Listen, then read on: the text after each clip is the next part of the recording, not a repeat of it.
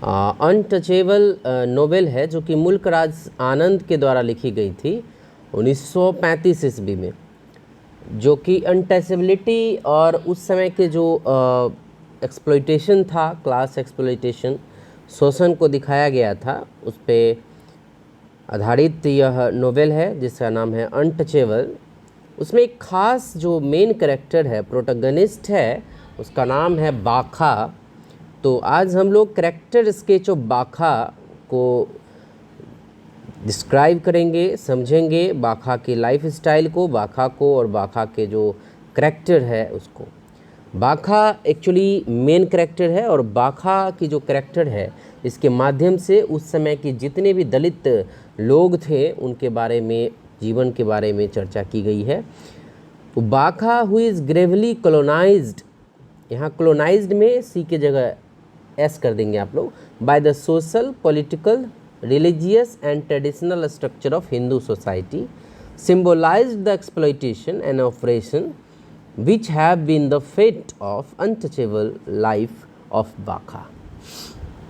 बाखा जो मूल रूप से क्लोनाइज्ड है समाज, सोशल यानी सामाजिक, राजनीतिक, धार्मिक और परंपरागत स्ट्रक्चर जो हिंदू समाज का था उस समय का, उस पे, और सिम्बोलाइज किया गया है द एक्सप्लॉइटेशन को, शोषण को और ऑपरेशन को, कि कैसे उस समय ऐसे दलित लोगों को सताया जाता था, उसका शोषण किया जाता था, और इस तरह के जो अनटचेबल लोग थे बाखा की तरह, उनके जीवन के बारे में चर्चा की गई है।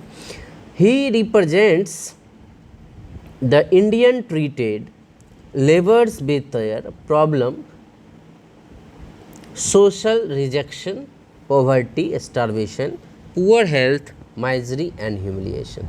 यहाँ पर बाखा के माध्यम से दिखाया गया है कैसे भारत में जो है ट्रीट किए जाते थे लोगों के साथ, उनके प्रॉब्लम्स का, जैसे सामाजिक प्रॉब्लम था, जैसे समाज का रिजेक्शन था, गरीबी थी, भूखमरी थी, एंड पुअर हेल्थ था, दुख था, और ह्यूमिलिएशन था, लोगों को मजाक उड़ाते थे, सताया जाता था। स्टारवेशन में एक मिस्टेक है, स्टारवेशन में STARVATION होगा, भूख होता है, जिसमें बाखा के माध्यम से दिखाया गया। Bakha rejects the establish the social order which tortures the untouchable to live in such house and uncongenial place they live in even for the fulfillment of their basic needs like water and food they have to depend on the mercy of high caste Hindus। यहाँ पर ये भी दिखाई गई है कि बाखा जैसे लोग वहाँ के अमीर लोगों पे डिपेंड होते थे, अमीर लोग वहाँ के जो है उन्हें दया करके पानी देते थे, रोटी देते थे, और तब इनका जीवन इस तरह से बेसिक नीड्स भी पूरी होती थी। यदि बाखा का रेसिस्टेंस की बात करें तो बाखा गुस्सैल तो प्रवृत्ति का था, लेकिन फिर भी बेचारा झेलता था, और जो हाई कास्ट के लोग थे उसके द्वारा सताए जाने पे भी ये किसी से कुछ कह नहीं पाता था।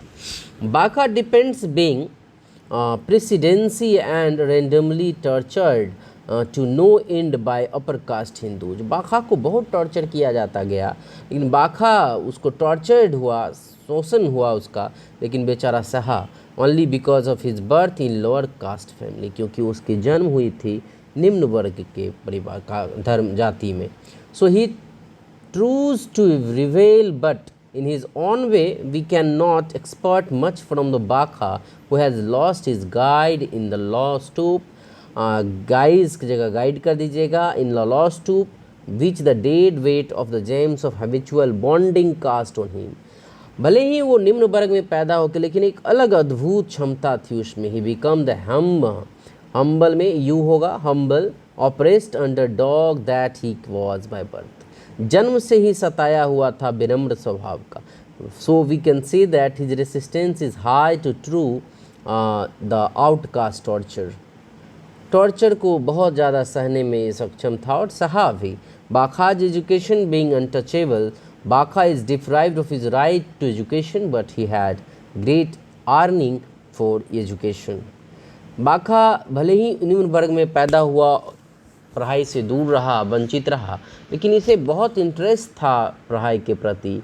कंसिक्वेंटली परिणामस्वरूप बाखाज इन वीज बाबूज सन Babu's son being able to go to school. And Anand describes Bakha's feeling. Bakha notices the ardent, enthusiastic look that lit up the headlight. The little one faced the anxiety of the गाड़ी to school, going to school, वहाँ पे going कर देंगे आप उसको। बहुत चिंतित था, वो स्कूल जाना चाहता था। वो पैसे दे के बाबूज के सन जो हैं, अमीर लोगों के जो राजपूत के बच्चे थे, उन्हें वो पैसे देते थे कि तू हमें लिखना पढ़ना सिखा दो। How beautiful felt was nice it must be able to read and write, ताकि वो पढ़ना लिखना सीख जाए। इसके लिए उन्होंने एक राजपूत थे का जो है बाबूज सन को जो है हायर किया था।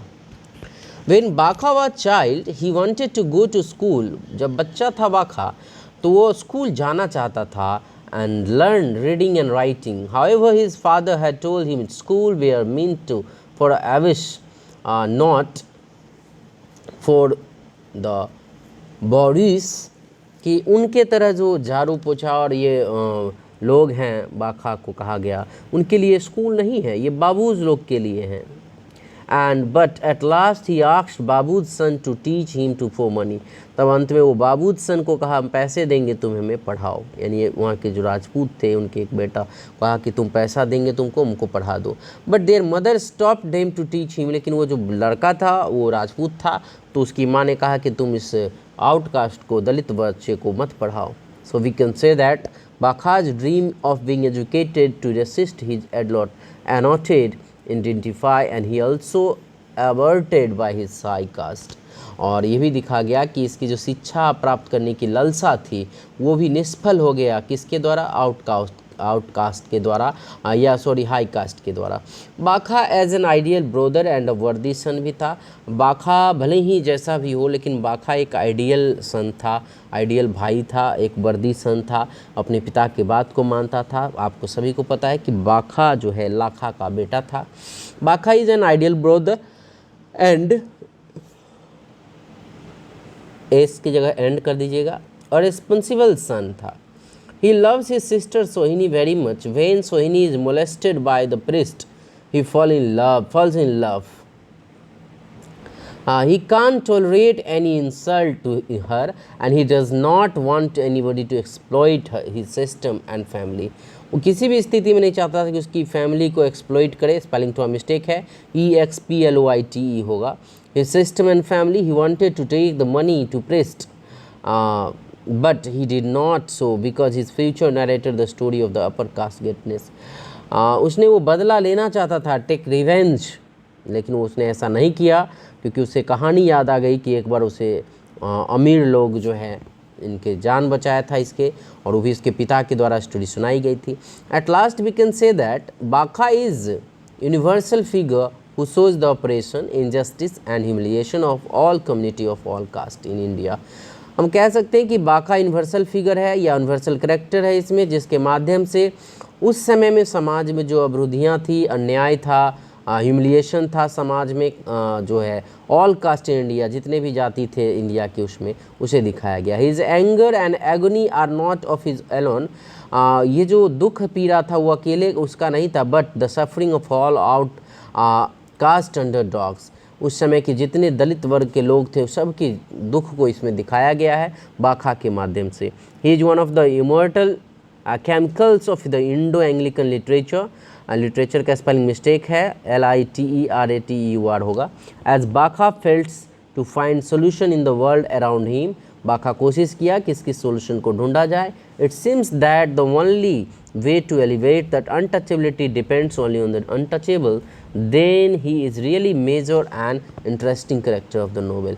और इसलिए कह सकते हैं कि बाखा सच में इंटरेस्टिंग और मेन कैरेक्टर था इस नोवेल का, क्योंकि बाखा ने शुरू से अंत तक अपनी एक अच्छी बेटा होने का, एक अच्छा भाई होने का कर्तव्य को निभाया, और समाज की जो उस समय की बुराइयां थी, अंधविश्वास था, छूतापन था, और जो शोषण था, क्लास कन्फ्लिक्ट थी, जातिगत जो भेदभाव थी, उसे इसके माध्यम से दिखाया गया है।